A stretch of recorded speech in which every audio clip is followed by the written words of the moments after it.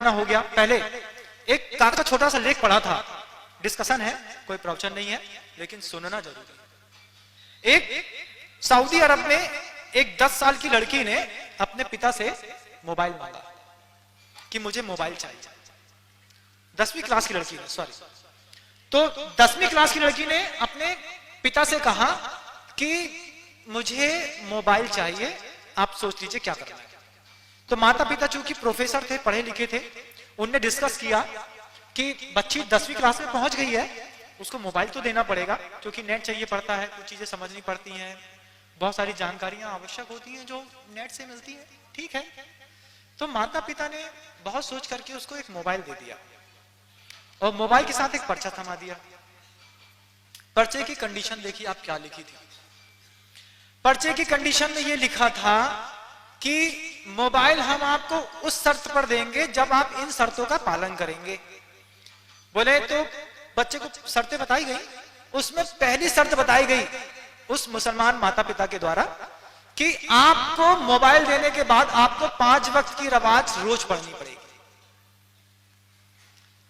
देखो, एक मुसलमान अपने बच्चे को सिखा रहा है, शिक्षा दे रहा है, देखो कैसी कितनी अच्छी शिक्षा दे रहा है कि मोबाइल हम उस कंडीशन में देंगे जब आप 5 वक्त की नमाज रोज पढ़ने का नियम लेंगे। एक्सेप्ट है? उसने कहा ठीक है। दूसरी बात कह दी कि आपको ज़कात और हज में हमारे साथ जाना होगा। बच्चा कहता है ठीक है।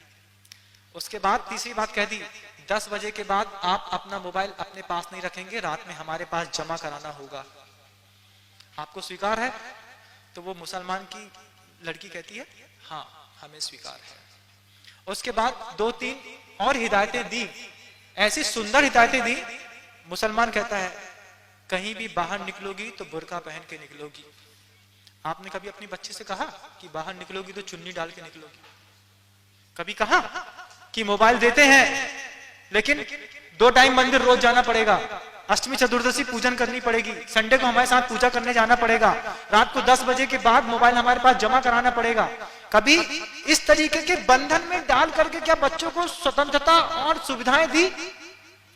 बोले नहीं महाराज, हम बड़े घर के लोग, वेल एजुकेटेड, पढ़े लिखे, हम क्यों ऐसा बंधन डालें? जिनके घरों में मर्यादाएं नहीं है वो ऐसा सोचे। एक अभी व्हाट्सएप पे बहुत अच्छी चीज देखी, कुछ मुस्लिम महिलाएं एक साथ बुर्का में दिखी, एक तरफ उनके फोटो थे और एक तरफ साड़ी पहनी हुई कुछ और महिलाओं के फोटो थे। और मुसलमान का वो कमेंट था, हम तो अपनी महिलाओं को बुर्का पहनाएंगे, तुमको जितने जो दिखाना है दिखा दो। क्या कमेंट था? आप कमेंट को समझ रहे हैं?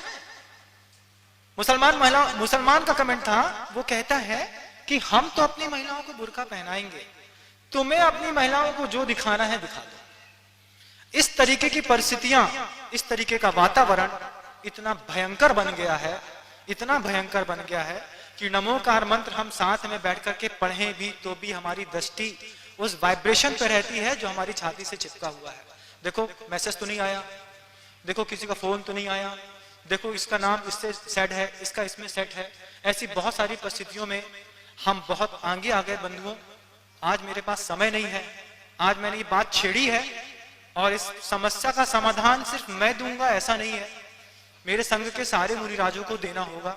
आप किसी भी साधु के पास जाकर के इन सब बातों में डिस्कस करेंगे, अगर उन साधु के पास अपनी चर्या के अलावा अतिरिक्त समय होगा तो वो आपको निश्चित रूप से संबोधन देंगे, निश्चित रूप से समझाने का, समझने का प्रयास करेंगे। और मैंने जो बात कही कि जब बच्चे असंयम के साथ जीवन जीने लगे, जब बच्चे भोग भोगने के योग्य हो जाएं, तो आगम में ये व्यवस्था लिखी है कि माता पिता को संयम धारण करना चाहिए। माता पिता संयम ग्रहण करेंगे